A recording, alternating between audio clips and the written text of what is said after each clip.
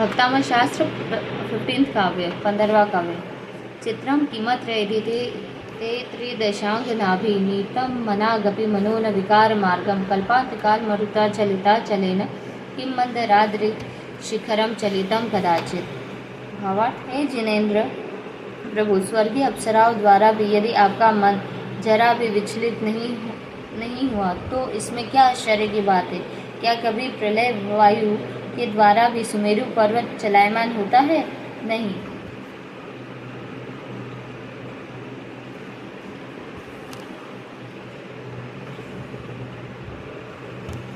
हे तपोधन, आपकी शुक्ल ध्यान मंडित तेजोमय मूर्ति को डिगाने में स्वर्ग की लावण्यमय अनुपम अप्सराएं भी सफल नहीं हो सकी, अर्थात आपके ध्यान को भंग नहीं कर सकी और न आपकी स्वाभाविक परिणति को वैभाविक परिणति की ओर रंच मात्र भी खींच सकी।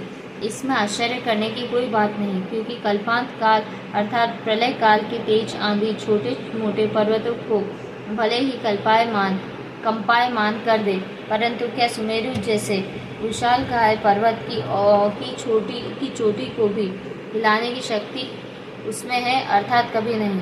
माँ जिनवाणी, जग कल्याणी, अर्यंत भाषित, सिद्ध असिद्धित, आचार्य आचरित, उपाध्याय उपासित, सर्व साधु साधित, जीव तत्व प्रबोधनी, अजीव तत्व विवेचनी, सर्वास्रव निरोधिनी, कर्म बंध विमोचनी, संवर पथ प्रदायिनी, निर्जरा निर्जरणी, मोक्ष महल धारिणी, पाप ताप संताप हारिणी, विश्व कल्याणकारिणी माँ जिनवाणी की मंगलमयी आराधना भक्ता स्रोत्र की भक्ति मंदाकिनी प्रवाहित होती हुई मानस पटल को उज्ज्वलित विमल धवल शीतल निर्मल बनाती हुई, चित्त को एकाग्र पवित्र और पावन बनाती हुई हम सभी को आनंद दे रही है। आज भक्तामह स्तोत्र का वह महान काव्य प्रारंभ हो रहा है, जिसमें आचार्य देव कहते हैं कि एक विकार मार्ग संसार मार्ग और दूसरा अविकार मार्ग मोक्ष मार्ग, अर्थात जीव ने पहले चिरकाल तक मिथ्यात्व आदि भाव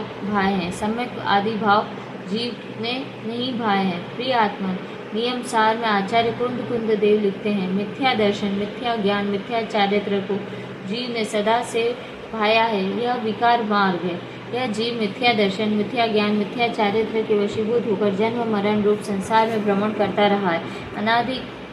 आदिनाथ स्वामी मुनि दीक्षा लिए हैं, वह वन में साधना कर रहे हैं। उनकी साधना की चर्चा दिगंतर कीर्ति को प्राप्त हो रही है। पूर्व में कह चुके हैं, गुणों को कौन रोकता है, जहाँ जाना चाहे वहाँ चले जाए।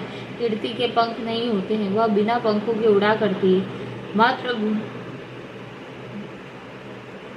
मात्र गुणों की जानकारी होना चाहिए। आदिनाथ स्वामी ने ज्यों ही मुनि दीक्षा ली और उनके गुणों की कीर्ति सारे संसार में प्रसिद्ध पाने लगी, यहाँ तक कि स्वर्गों में भी चर्चा होने लगी, मनुष्य लोक में भी सर्वत्र चर्चा होने लगी। तीनों लोक उनकी कीर्ति से व्याप्त हो गए।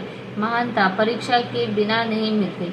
महान वे कहलाते हैं जो अपने ध्यान से विचलित नहीं होते, वे ही महापुरुष कहलाते हैं। महा मुनिराज आदिनाथ स्वामी वन में तपस्या कर रहे हैं। ऐसा कैसा योगी पुरुष, यह कैसा योगी पुरुष जो नग्न है, जिसने राज परिवार एवं राज्य परिकर का त्याग कर दिया। प्रिय आत्मा, जब भीतर का परिवार मिल जाता है तो बाहर का परिवार छूट जाता है। दया ही जिसकी सखी हो, क्षमा जिसकी स्त्री हो,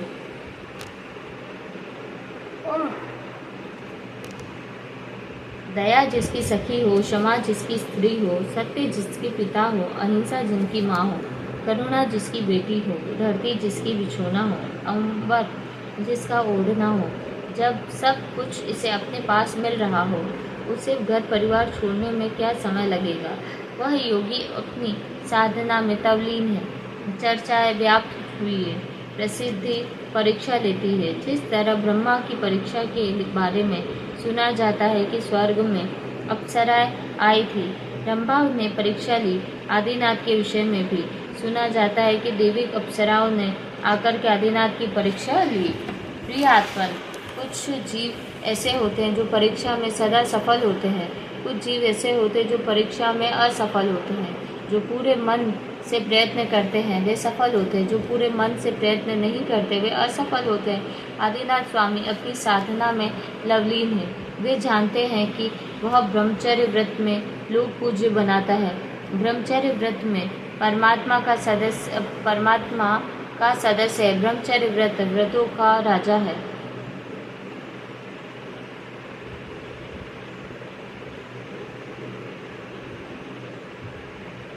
ब्रह्मचर्य व्रत व्रतों का राजा है। गुप्तियों में मन गुप्ती, व्रतों में ब्रह्मचर्य, इंद्रियों में रसना इंद्रिय राजा कहलाते हैं। जिसने रसना इंद्रिय को वश में कर लिया वह इंद्रिय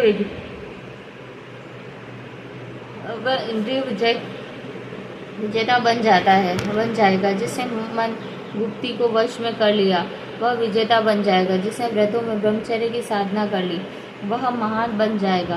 प्रिय आत्मन, व्रतों में ब्रह्मचर्य व्रत, गुप्तियों में मन गुप्ती, इंद्रियों में रसना इंद्रिय, इन तीनों को जीतने के लिए कठिन भी बताया है। जिन्होंने मन को पहले ही जीता है, भव में जीता है, जिन्होंने अपने आप को व्रतों से बांध कर रखा है, व्रतों में साध कर रखा है, वे महायोगी महाव्रत के धारण करते हैं।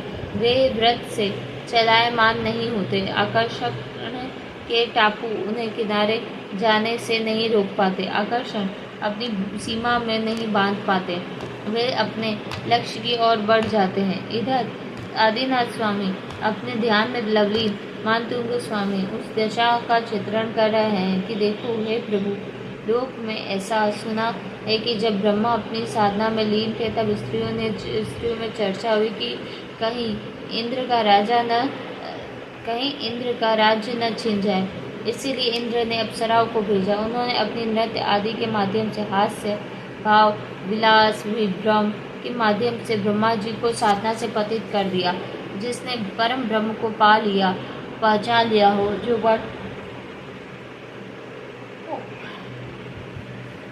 परम ब्रह्म की ओर बढ़ गए हो, जिसे अपनी आत्मा से परम सुख प्राप्त हो रहा हो, जिसे अनंत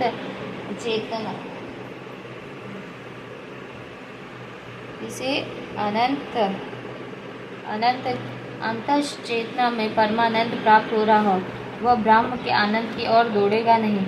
जिन बच्चों को घर पर ही अच्छी मिठाइयाँ मिलेगी, वे बच्चे बाजार की मिठाई लेने नहीं जाते हैं। जिस आत्मा के लिए आत्मा से आनंद प्रकट हो रहा हो, वह आत्मा शरीर के आनंद की ओर नहीं दौड़ेगी। अर्थात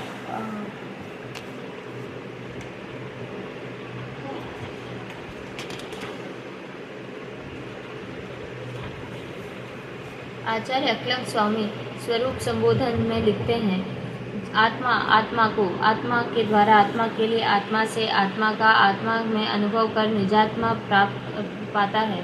जो अपनी आत्मा में उत्पन्न होने वाले परमानंद का अनुभव कर रहा है, जो निज के अनुभव में लवलीन है, उसे पर का अनुभव नहीं होता। जो निज का अनुभव नहीं करता है, उसे पर का अनुभव होता है। जब आप अपने विषय को पढ़ाने बैठते हैं तो अन्य कक्षाओं में क्या हो रहा है, सड़क पर कौन बाहर निकल रहे हैं, या बिल्कुल ध्यान में नहीं आता, क्योंकि आपका उपयोग अपने विषय पर टिका है। जब आपका उपयोग एक विषय पर टिक जाता है तो फिर अन्यत्र मन में नहीं जाता है। जिस योगी का चित्त अपनी योग साधना में लग गया है, उस योगी का चित्त बाहर नहीं दौड़ता है, और तो क्या बोलता भी नहीं और चलता नहीं, बोलता भी नहीं और चलता भी नहीं।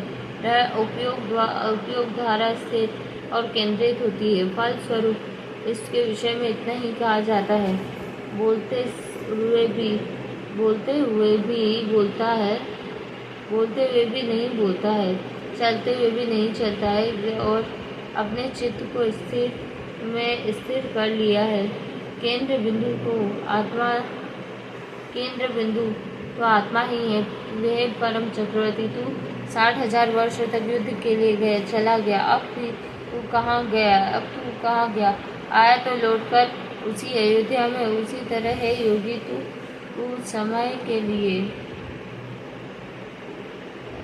कुछ समय के लिए आत्मा रूप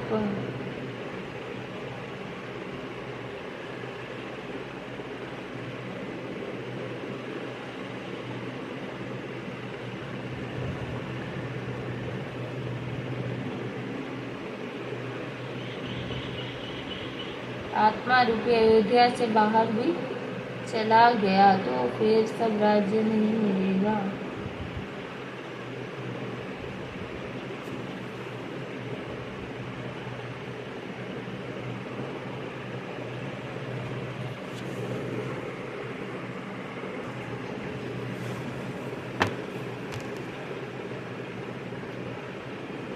उसी तरह ये कि तो कुछ समय के लिए आत्मा रूपी अयोध्या से बाहर भी चला गया तो फिर स्वराज्य नहीं मिला।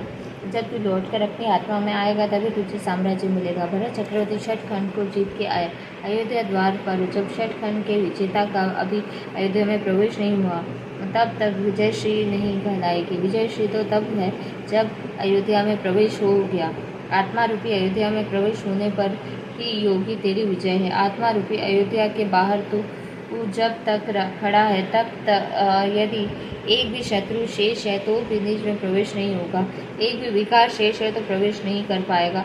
बाहुबली के रहते हुए भरत का प्रवेश हो या न हो, लेकिन ध्यान देना आत्मा रूपी अयोध्या में प्रवेश पाने के लिए एक भी विकार रहा तो प्रवेश नहीं होगा। इसीलिए विकार मार्ग में नहीं जाना, अविकार मार्ग में जाना। मैं कौन हूँ इतना ही ध्यान रख लेना।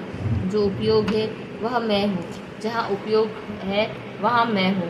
कहीं स्थान को मत देखना कि मैं कहाँ बैठा हूँ। कभी तन को देखकर इस मिट्टी के ढेर में से आत्मा का आनंद हो ही नहीं सकता। ज्ञानी गन्ने की मशीन में मिठास नहीं है, मिठास तो गन्ने में है। आनंद आत्मा में है, इस शरीर में नहीं। जब तक शरीर में आनंद मानता है तब तक बहिरात्मा दशा चलती है।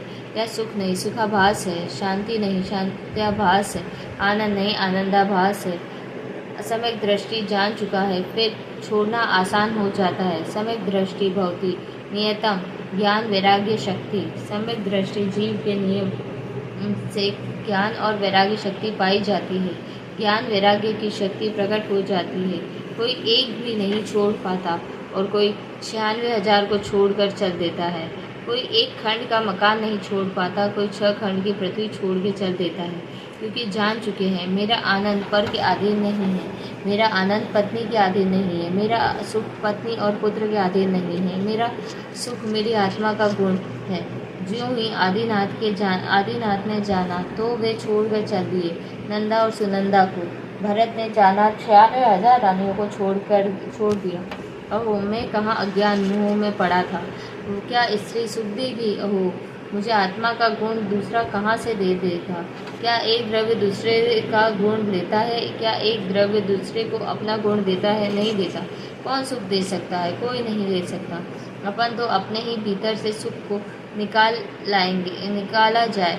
जब योगी अपने भीतर से सुख निकालेगा तो लग गया है। सहजानंद में लवलीन हो गया है, भीतर से सुख मिल रहा है। मत कहना कि मैं कौन हूँ। ज्ञानियों आत्मा न स्त्री है न पुरुष है न नपुंसक। आत्मा शब्द भले ही पुल्लिंग रहे लेकिन आत्मा न स्त्री है न पुरुष है न नपुंसक है, न मनुष्य न देव है न तेरंश है न नारकी है। जब पर्याय को पार देखने की कला आ जाती है, यह पारदर्शिता आ जाती है, तब तक सम्यक दृष्टि कहलाता है। जो दिख रहा है वह सब जड़ है, नश्वर है, नाशवान है।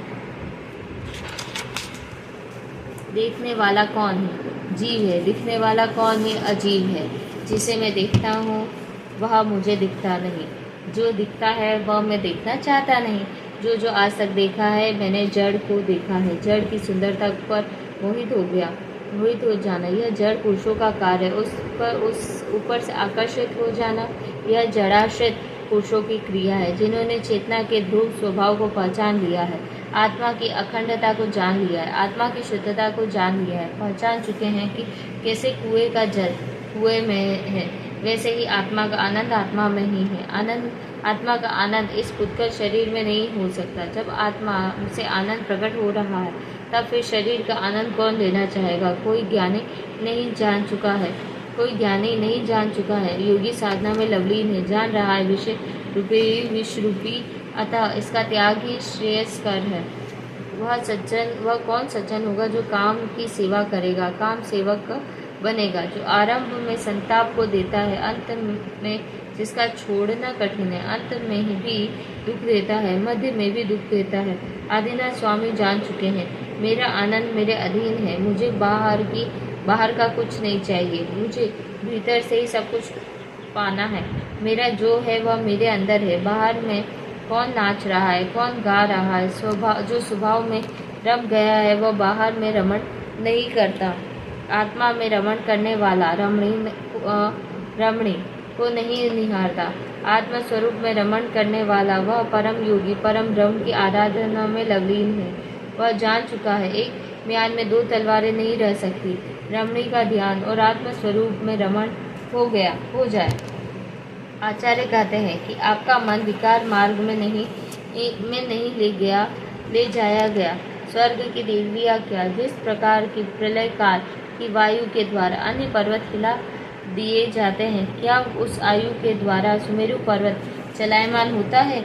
नहीं होता है। जिन देवियों के द्वारा स्त्रियों के द्वारा सामान्य पुरुष चलायमान हो जाते हैं, प्रभु क्या आप भी चलायमान हो सकते हैं? कभी नहीं हो सकते। इसीलिए आपका मन विकार को प्राप्त नहीं हुआ। मन को एक मार्ग मिलता है, वचन को एक मार्ग मिलता है, काय को एक मार्ग मिलता है। ये तीनों या तो विकार के मार्ग में चले जाए या अविकार के मार्ग में चले जाए। जब भीतर प्रवेश जाते हैं तो अविकार की ओर जाते हैं, और जब बाहर में आते हैं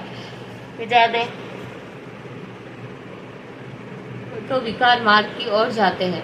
जब विषय कसायों का आश्रय लेते हैं तो विकार मार्ग की ओर जाते हैं, और जब निज स्वभाव का आश्रय लेते हैं तो अविकार मार्ग की ओर जाते हैं। जब तन का आश्रय लेते हैं तो अविकार मार्ग की ओर जाते हैं, और जब मिथ्या अविरति प्रमाद कषाय लोभ इन पंच प्रत्ययों का जब आश्रय लेते तो विकार मार्ग में जाते हैं। व्रत समिति गुप्ति धर्म अनुप्रेक्षा परिशह जय इन पांचों प्रत्ययों का आश्रय लेते हैं तो अविकार मार्ग की ओर जाते हैं। मन चंचल है, मन को संभालने के लिए कुछ न कुछ तो चाहिए। पंचम काल में ज्ञान ही सबसे बड़ा वशीकरण मंत्र है। ज्ञानाभ्यास से बड़ी कोई चीज नहीं है।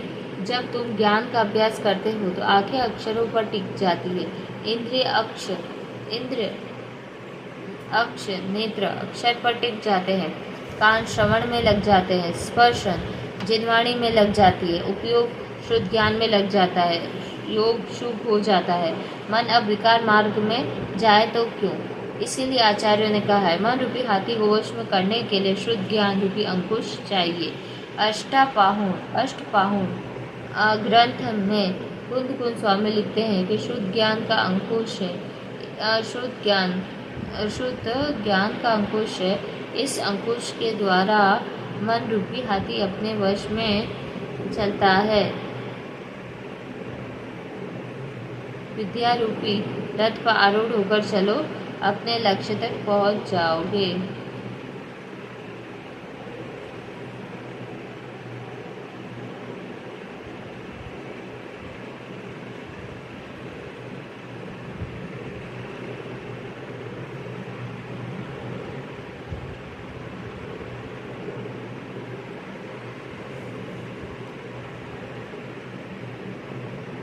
क्या लिखा है यहाँ पे?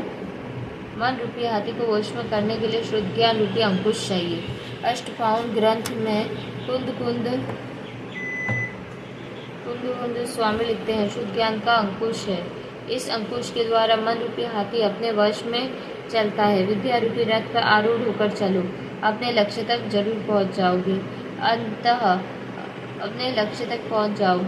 अतः हे स्वामी, हे जीवो, ज्ञान के द्वारा ध्यान की सिद्धि होती है। ध्यान से निर्जरा होती है, निर्जरा से मोक्ष। इसलिए ज्ञान का अभ्यास करो। प्रिय आत्मन, ज्ञान दो प्रकार से उत्पन्न होता है, एक जिनवाणी के सहारे से और दूसरा आत्मा के सहारे से। आत्मा में अवलंबन लेकर योग द्वारा अपने स्वरूप में भी प्रति समय जो ज्ञान पर्याय उत्पन्न हो जाती है, उसके ज्ञान पर्यायों को का स्वयं को दान देता, उन्हीं ज्ञान पर्यायों का स्वयं को दान देता है।